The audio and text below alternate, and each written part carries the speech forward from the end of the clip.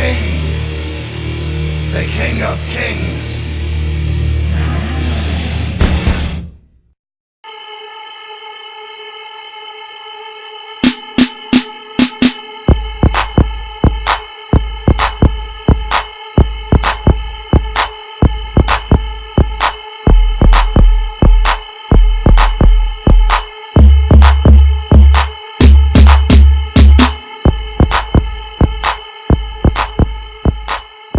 Welcome to the Extreme Show, Reloaded, presented in extreme style, and this is the first time that we have it presented in extreme style in this season, season 4, Reloaded, and it's time to get reloaded as usual. Let's start things off with Justin Bieber, as he has a new single hitting iTunes stores in just 3 days, on this Monday. The song is entitled Mistletoe, and there is a music video for that, and it is a great song, I believe. We have seen a sneak peek to the music video, as you have seen it before, and as he tweeted it, and the whole entire album Under the Mistletoe will hit stores the first of the second or of the coming month, November 1st, and his other album entitled Believe will be released later on this year. Now let's move on to another epic, showdown between the students and the Ministry of Education. As this past Wednesday, the students who organized the protest went on to meet the Minister of Education, Ahmed Al-Mleifi himself. They sat down for an entire meeting of 4 hours, and what they actually got off, they changed the English test back to how it used to be. They removed the literature time test that they were going to have in this year, but they removed it. That is great for us. And they also fixed a few things in the Arabic subject and its tests. But the huge thing that they are fighting for is the new mark system. And Al-Mleifi said that he needs to restudy the whole thing, and he will give them an answer within the week. Therefore, they postponed their protest, which was scheduled to happen last night, or yesterday morning, and even though they said that they will postpone it, there were a few students, or lots of students, who went on to the Ministry of Education and actually protested and actually climbed the gate of the ministry and were actually trying to get into the Ministry of Education, into their office, but hopefully everything was fixed by the Kuwaiti forces. But no one brought up my case and my point of view of the story, as of last Tuesday at school. In the morning, the principal gave me an open mic, and I just dropped the pipe bomb on the entire Ministry of Education. I said, the problem is not in the, it's not in the mark system. The problem is between the tests. We cannot get test after test after test, let alone final tests in a row. That cannot happen, and that's the huge issue that everyone is ignoring. And the mark system, they can put higher marks in a test or less, but we have to get great or enough time to study for the entire thing. And I don't know if this issue will ever get pointed. I don't know if they actually discussed it in this huge 4-hour meeting with the Minister of Education, but you cannot doubt my point of view. I am the voice of the voiceless of Kuwait, and no doubt about it, I will have something to do with it someday, somehow. And believe it or not, by the end of this year, by the end of the coming year, some huge changes will be made because of me or something. But let's not waste any more time on this, and let's get into the huge thing this week that happened. This past Wednesday, it was the IS-5 release date, and it was a worldwide release. So the entire world was waiting for the time, and the time in Kuwait was 8 p.m. And I was waiting and waiting, and just the moment that it got released, I downloaded it, but then it had issues. The server was overloaded. and like for the coming 5 hours after 8 p.m. or 6 hours, I was struggling to get it on my iDevice or my iPhone, and I finally got to do it. And here are my top features. iCloud. The iCloud server, as announced by Steve Jobs, the late Steve Jobs, in the press conference back in June. It was a great thing, but I just decided to not use it and just decided to use the other feature, which was to sync wirelessly to my computer. I love that feature, and I just decided to close my iCloud account because they are only providing us with 5 GB or 5 gigabytes of free storage, and that's not enough to me. And I can buy more, but what's the use? What is the benefit out of this? What are the benefits? I don't know. Maybe you know them, but I'll leave that to you.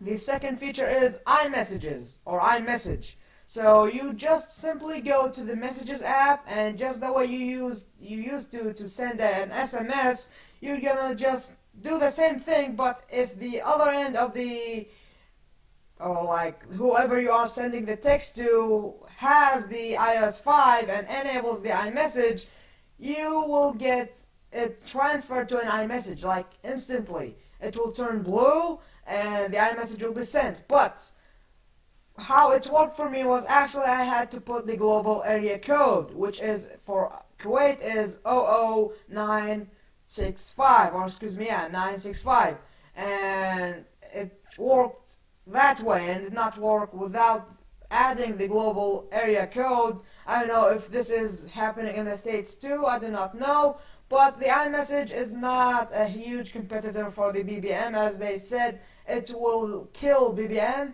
And speaking about BBM, it has been dying for a few days.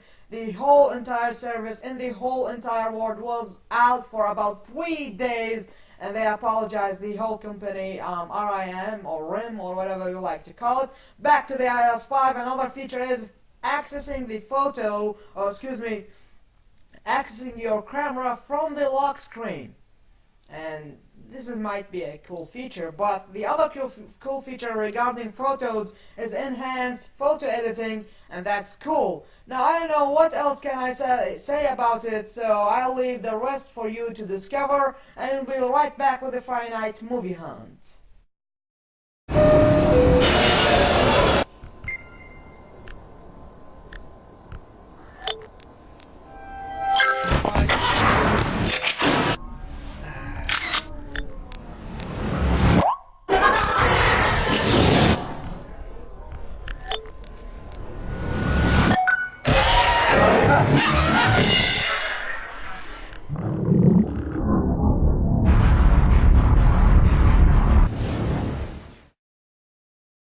Welcome back, and now with the Friday Night Movie Hunt of October the 14th tonight, releasing in cinemas nationwide in the States, hopefully, ladies and gentlemen.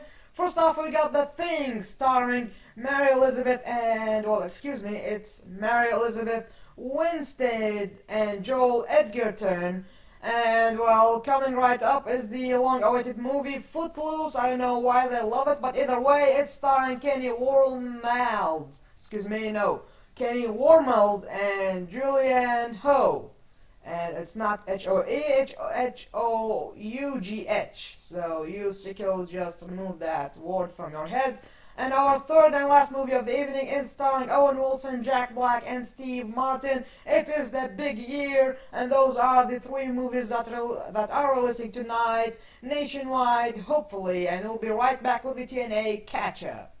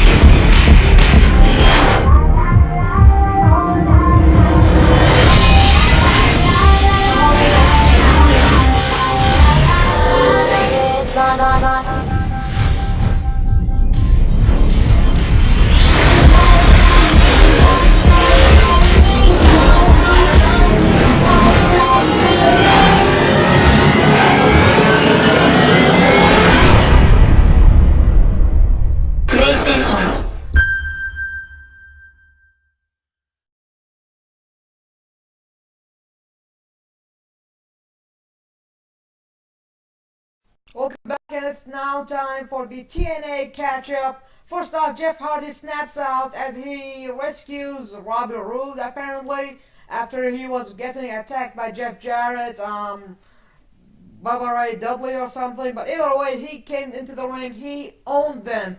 He gave the twist of fate, or whatever you like to call it, to Jeff Jarrett, excuse me, and then in the backstage scene, Jeff Jarrett was confronting Jeff Hardy, and he was like, I will be at Bound for Glory this Sunday, and weird things will happen, but hopefully Jeff Hardy will make a huge change to TNA. Now, a huge change will be made by Sting if he defeats Hulk Hogan, as the entire company will be shaken on that night, this Sunday, live and exclusively on pay-per-view. Hulk Hogan signed the contract and made it 100% official that if he loses to Sting and Dixie Carter will get the company back, and it will be amazing to see that happening, because I love the old TNA and I hate the new TNA. And if Sting wins, Bischoff and Hogan cannot have any more control on the entire company, excuse me. And well, that's it for the TNA catch-up, and we'll be right back with the World Wrestling Entertainment catch-up.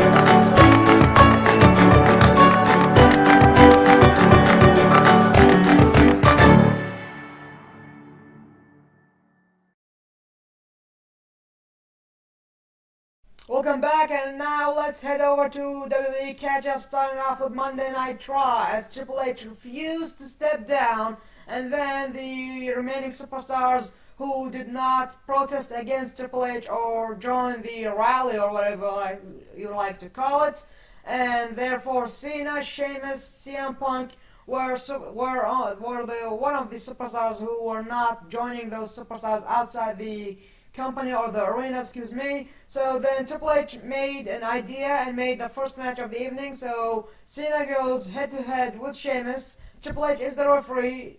CM Punk gets to be the timekeeper and the announcer.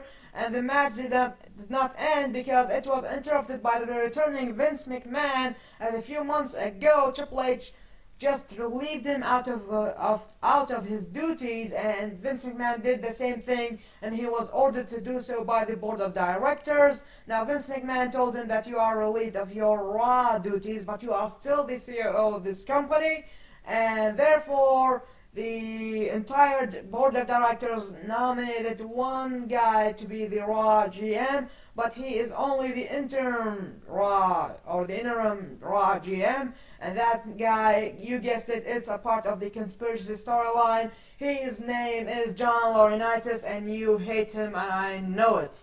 Now, the main event of that evening was CM Punk vs. Del Rio, and it was again interrupted, but this time it was by the interim GM, Raw GM. It was John Laurinaitis, and he said this match will be a tag team match, and it will be facing the reinstated R-Truth and the Miz, excuse me, not the Miz with an S, but either way, and they are the Awesome Truth.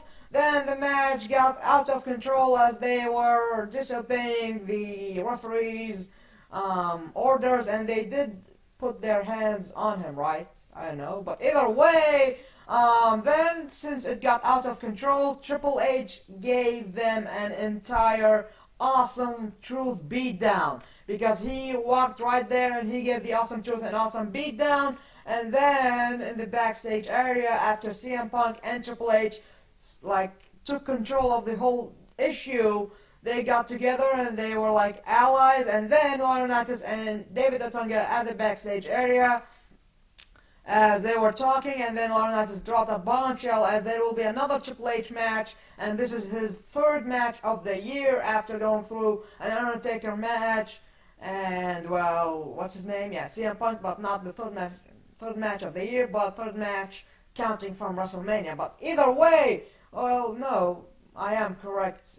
This is his third match of the year. Excuse me. Now, the third match is at WWE Vengeance, which is not pretty much that away. It's just like 9 days from now. But either way, what will happen? What will happen is CM Punk and Triple H will be partners this time, taking on the Awesome Truth, R-Truth, and The Miz. So I don't know if I'm excited for this thing or not, but we'll find out at WWE Vengeance, and we'll find out more about this storyline this Monday exclusively on the USA Network. Now we're about to shake things up with Friday Night SmackDown right after this.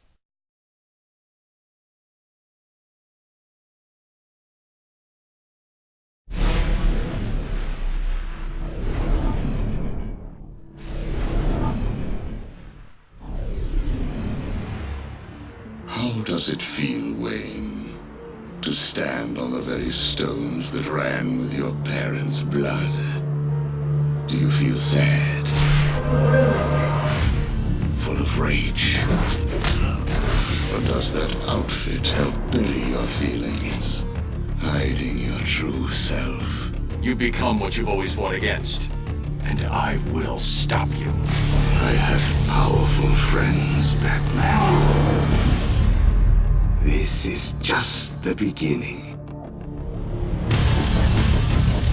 Why do you work alone, Batman? I believe you enjoy the loneliness. I assumed that you thought yourself untouchable. Looks like Batman himself is exiting the building. Mayday! Well, as you can see, no one is untouchable. We are the future of Arkham! We are the future of Gotham! If you solve the room ahead, you save them. If you don't, then they die. You must show you are willing to take a life to save the world. You cannot stop me. Soon I will command forces beyond your comprehension. Are you gonna be a good boy and give up nicely? Bravo!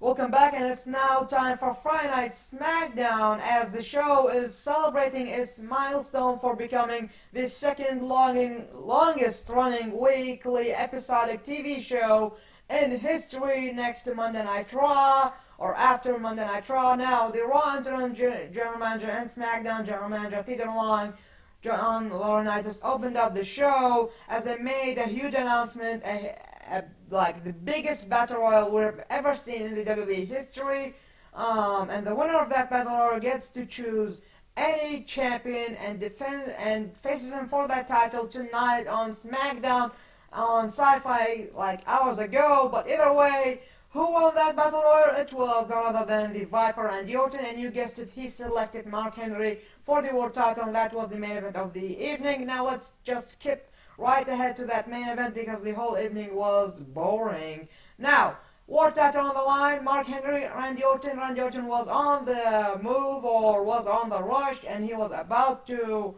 make the RKO or something like that. Cody Rhodes interrupts him, and then he gets disqualified like Mark Henry gets disqualified because of rolls, and at the end they just put Orton in the middle of the ring and they keep beating him up, excuse me, and the Big Show gets in, running to the ring, and just furious and helps Orton, and then RKO to Rhodes, choke slam to the Big Show, and that's it. That closes up Friday Night SmackDown, and I'm afraid that's all that we got for you for tonight's extreme style of the Extreme Show Reloaded. This is the first time ever we have ever done it for the Season 4 Reloaded. Thanks for watching. Click the subscribe button right above there. Comment right below, like it, dislike it if you're a hater, and if you do dislike it, just comment and insult me because I just get cracked up about it. But either way, thanks for watching, and as usual, we'll be like excitingly waiting for you. Is excitingly a word? But either way, I am just super duper happy making these shows, and I'll be with you next Friday on the Extreme Show Reloaded. This is AL-Mazeedi, peacing right out.